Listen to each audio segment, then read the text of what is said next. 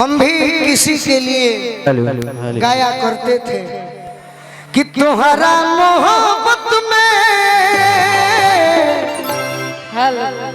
ये जिंदगी हराम हो गई कि दिल जब से तू हमरा के छोड़ा असंगतिया शराब हो गई। अदिति बहुत गाना गौले बनी कि दिल जे बनावल उ पागले नु होई,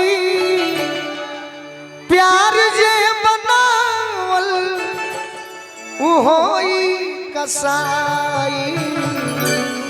ओ बही तनिक लागी बाद में बुझाई, घोटलो घोटाई ना ए रनिया मिठाई।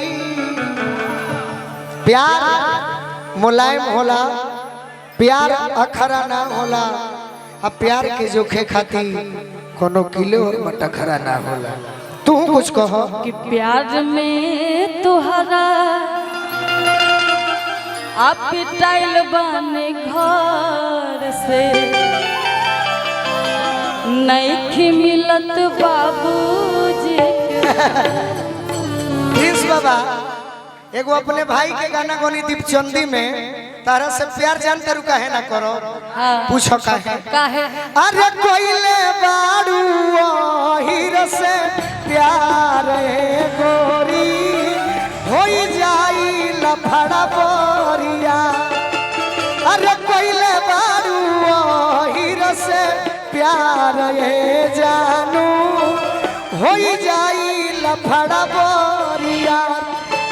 अरे हम नहीं डालो जय मालू दादा तोरा में दे तो हरे जादो जी के नाम।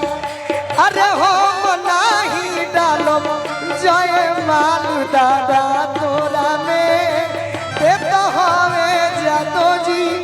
ए बाबा प्यार पर भरोसा नहीं।